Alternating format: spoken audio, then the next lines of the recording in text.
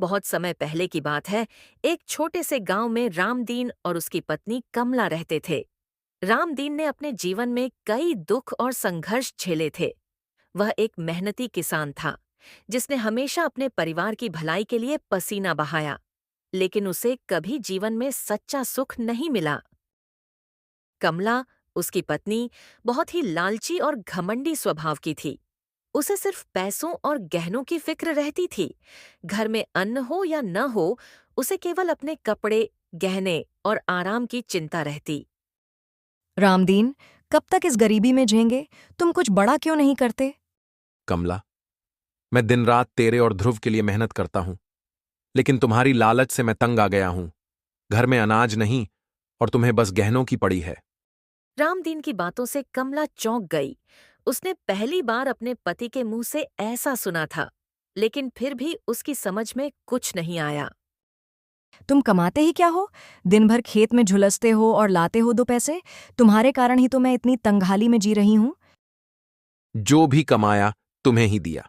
बाजार में मंदी है और कुछ महीने पहले बारिश ने फसल भी बर्बाद कर दी। अब जो भी मिलता है उससे रात का खाना लाता हूं, लेकिन तुम उसे भी अपने शौक में उड़ा देती हो। अब मुझसे नहीं सहा जाता। मैं अपने मायके जा रही हूं और ध्रुव को भी ले जा रही हूं। अब तुम अकेले देखो कैसे जीते हो। अगली सुबह कमला ध्रुव को साथ लेकर चली गई। रामदीन बस एक किनारे खड़ा देखता रहा। उसने आवाजें दी, मगर कमला ने पीछे मुड़कर भी नहीं देखा। थक हार कर वह जमीन पर बैठ गया। कुछ ही दिनों में फसल पकने वाली थी और रामदीन सोचने लगा कि अब वह अकेले कैसे खेत काटेगा। दिन बीतते गए, फसल पक गई और अब उसे काटने का समय आ गया। रामदीन अकेला ही खेत में जाकर फसल काटने लगा। दोपहर होते होते उसका पुराना साथी चंपक वहां आया। अरे रामदीन, अकेले ही फसल काट रहे हो? हमें बुला लेते, हम भी मदद करते। कभी ना कभी तो अकेले ही सब करना पड़ेगा ना। अब तो कमला और ध्रुव भी नहीं है। तुम अब बूढ़े हो चले हो, 2 बीघा जमीन अकेले कैसे काटोगे? वैसे भी जब अपना साथ छोड़ जाए तब जिंदगी और कठिन हो जाती है। क्या करूं चंपक भाई, मुझे ही ये सब करना पड़ता है। रोज रोज किसे कहूं मदद के लिए, इसलिए मैं खुद ही खेत में चला आया हूं। तुम क्यों अकेले काम करोगे? मैं हूं ना, तुम्हारे साथ काम करने के लिए। मैं मदद कर देता हूं। नहीं नहीं भाई, मैं खुद ही कर लूंगा। तुम परेशान मत हो, कुछ ही दिनों की तो बात है। रामदीन अपने काम में लग गया। चंपक चुपचाप अपने घर की ओर लौट गया। रामदीन धीरे धीरे कुछ दूर तक फसल काट चुका था। वह थका हुआ सा लग रहा था। कब शाम हो गई मुझे पता भी नहीं चला। रामदीन जल्दी जल्दी घर की ओर जाने लगा। घर पहुंचकर अपने लिए कुछ खाने को बनाने लगा। कुछ ही समय बाद उसके पास एक गरीब और लाचार व्यक्ति आया। उसके कपड़े फटे हुए और बहुत पुराने थे। ऐसा लग रहा था जैसे वह कई दिनों से नहाया भी नहीं है।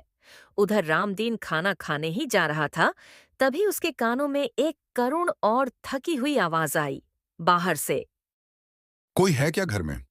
मुझे जैसे गरीब को कुछ खाने को दे दीजिए तो आपका भला होगा। मैं कई दिनों से कुछ खाया नहीं हूं। रामदीन चुपचाप एक जगह बैठकर उस व्यक्ति की सारी बातें सुन रहा था। लगता है मुझसे ज्यादा इस व्यक्ति को खाने की जरूरत है। मैं तो बाद में भी बनाकर खा सकता हूं, पहले इसे खिला देता हूं। रामदीन हाथ में खाना लेकर उस व्यक्ति के पास गया। ये लो भाई, लगता है मुझे नहीं, आपको इस खाने की जरूरत ज्यादा है। आप तो कई दिनों से भूखे हो, इसे खा लीजिए। भगवान आपका भला करे मालिक। मुझ जैसे भिखारी को आपने खाना दिया। आप सच में बहुत दयालु हैं। जीवन में हमने यही सीखा है, जिसके नसीब में जो है उसे वो मिलकर ही रहता है। लगता है आज ये खाना आपके नसीब में था। भिखारी ने रामदीन को खूब सारी दुआएं दी और फिर वहां से दूसरे गांव की ओर चला गया। इस तरह समय बीतता गया। रामदीन अकेले ही फसल काटता रहा। अब उसकी उम्र जवाब देने लगी थी, लेकिन उसके हौसले आज भी उतने ही मजबूत थे। उसने चंपक की मदद लेने से इनकार कर दिया, क्योंकि अब उसे अकेले ही सब कुछ करने की आदत हो गई थी। दूसरी ओर कमला अपने मायके में आराम की उम्मीद लेकर गई थी, लेकिन वहां हालात कुछ और ही थे। माँ, पिताजी, मैं कुछ दिन यहीं रहूंगी। अब रामदीन के साथ नहीं रह सकती। बेटी, हम भी अब बूढ़े हो गए हैं। घर चलाना मुश्किल होता है। तुमने इतना बड़ा फैसला बिना सोचे समझे कैसे ले लिया? माँ, मैं अब और गरीबी नहीं सह सकती थी। दिन बीतते गए। कमला को समझ आने लगा कि मायके में न तो पहले जैसा प्यार रहा और न ही कोई सुविधा। वहां पर सब उसे ताने देते और उसकी मौजूदगी अब बोझ सी लगने लगी। माँ, पिताजी बुरे नहीं थे। वो तो हर दिन मेहनत करते थे। आप ही हर वक्त ताने देती थीं। कमला चुप रह गई, लेकिन उसे बेटे की बात चुभ गई। इधर गांव में रामदीन की मेहनत रंग लाई। उसने धीरे धीरे पूरी फसल काटी और बाजार में बेचने ले गया। सौभाग्य से इस बार दाम अच्छे मिले। उसने थोड़ा पैसा बचाकर रखा और बचे पैसों से खाने पीने का सामान खरीद लिया। एक दिन गांव का सरपंच रामदीन के पास आया। रामदीन, इस बार तुम्हारी फसल सबसे अच्छी निकली है। गांव के युवा अब तुमसे खेती सीखना चाहते हैं। मैं तो बस अपना काम कर रहा हूं सरपंच जी। रामदीन अब गांव के लोगों के लिए एक मिसाल बन गया। उसकी सादगी, मेहनत और सच्चाई ने लोगों का दिल जीत लिया। इसी बीच कमला को भी अपने किए का पछतावा होने लगा। मायके में दिन ब दिन उसकी हालत और खराब हो रही थी। एक दिन कमला बेटे के साथ गांव लौटने का फैसला करती है। दोनों जंगल से होकर गुजर रहे थे। तभी उन्होंने दो साधुओं की बातचीत सुनी। जंगल के बीचों बीच एक मायावी पेड़ है। उससे जो भी सच्चे मन से कुछ मांगता है, उसे सब कुछ मिल जाता है। हाँ, मैंने भी सुना है। वह कोई साधारण पेड़ नहीं है। जिसने भी गलत इरादे से वहां जाने की कोशिश की, उन्हें उसका दुष्परिणाम भुगतना पड़ा। वह पेड़ केवल अच्छे और सच्चे मन वाले लोगों को ही फल देता है। साधुओं की बात सुनकर कमला कुछ देर ठिठक गई। उसका मन विचलित हो गया था। अब तक वह सिर्फ अपने आराम और लालच के बारे में सोचती रही थी, लेकिन जंगल के इस रहस्य ने उसे सोचने पर मजबूर कर दिया।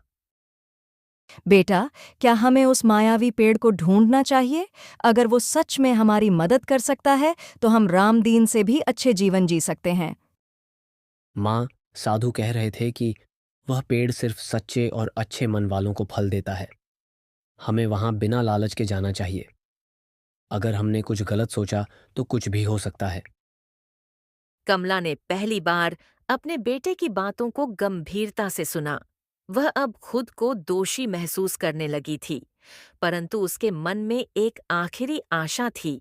शायद वह अपने किए पर पछतावा जताकर कुछ सुधार कर सके। दोनों माँ बेटे ने जंगल के भीतर की ओर कदम बढ़ाए। घना जंगल था, लेकिन जल्द ही उन्हें एक अद्भुत चमकता हुआ पेड़ दिखाई दिया। उसकी शाखाओं से प्रकाश फूट रहा था और उसके चारों ओर एक शांत और पवित्र आभा फैली हुई थी। हे मायावी वृक्ष, मैं जानती हूँ कि मैंने अपने जीवन में बहुत गलतियाँ की हैं। मैंने अपने पति को छोड़ा, उसे ताने दिए, लालच में अंधी हो गई। लेकिन अब मैं सच में पछता रही हूँ। मैं सिर्फ एक मौका मांगती हूँ, फिर से रामदीन के पास लौटने का। अगर आप मुझे क्षमा कर सकें तो कृपा करें। कमला ने आंखें बंद कर लीं और सिर झुका दिया। कुछ क्षणों तक कोई प्रतिक्रिया नहीं हुई। फिर से कमला ने बोलना शुरू की, तभी भी कुछ भी नहीं हुआ। तभी पेड़ में से एक आवाज आई। तुम यहाँ इसलिए आई हो कि तुम्हारा जीवन बदल सके, लेकिन तुम्हें नहीं मालूम है कि तुम केवल अपने फायदे के लिए आई हो। तुम्हारे अंदर लालच भरा हुआ है। तुम दूसरे को केवल दुख और परेशान देखना ही चाहती हो। मैं तुम्हें इसके बदले में श्राप देता हूँ कि आज से तुम दोनों जानवर में बदल जाओगे। नहीं नहीं मायावी पेड़, हमें कुछ नहीं चाहिए, हम यहाँ से चले जाते हैं। लेकिन आप इस श्राप को वापस ले लो। अब ये नहीं हो सकता है। जो कि सच और दयालु मन का व्यक्ति होगा, उसके वजह से ही तुम दोनों मनुष्य के रूप में आ जाओगे। पेड़ के श्राप की बात सुनकर कमला और ध्रुव घबरा गए। कमला ने मायावी वृक्ष के आगे बहुत विनती की, लेकिन सब व्यर्थ गया। देखते ही देखते तेज हवा चलने लगी। वृक्ष की शाखाएं हिलने लगीं और चारों ओर अजीब सी रोशनी फैल गई। अब समय आ गया है। तुम्हारे भीतर का लालच तुम्हें उसी रूप में ढालेगा जो तुम्हारे कर्मों के योग्य है। आकाश में बिजली सी चमकी और कमला और ध्रुव के शरीर में भयानक परिवर्तन होने लगा। ध्रुव एक कुत्ते में और कमला एक हिरनी में बदल गई। ध्रुव, ये क्या हो गया हमारे साथ?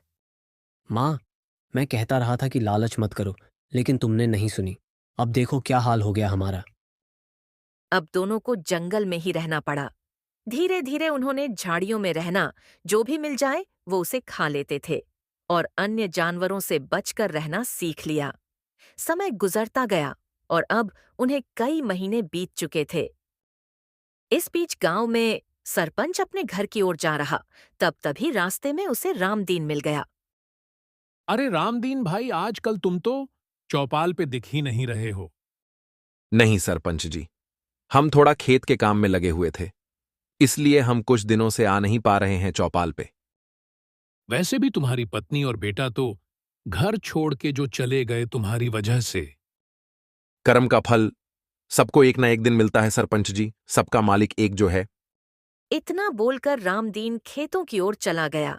सरपंच भी घर की ओर जाने लगे। कुछ दूर आगे बढ़ते ही उन्हें एक कुत्ता दिखाई दिया, रास्ते के बीचों बीच में। ये कुत्ता तो इस गांव का नहीं लग रहा है, फिर ये इस गांव में कहां से आ गया? कुत्ता सरपंच जी को घूर घूर के देख रहा था। तभी उसके ऊपर एक पेड़ की टहनी टूट के गिर गई। उसके पैरों पर अरे मैं मर गया रे, कहां से मेरे ऊपर ये टहनी टूट के गिर गया? तभी उसी रास्ते से सरपंच की बेटी मीना वहीं से गुजर रही थी। उसने देखा कि उसके पिताजी के ऊपर एक पेड़ का टहनी टूट के गिरा हुआ है। मीना जल्दी से अपने पिताजी के पास जाने लगी। उनके पास पहुंचकर जल्दी से उठाई।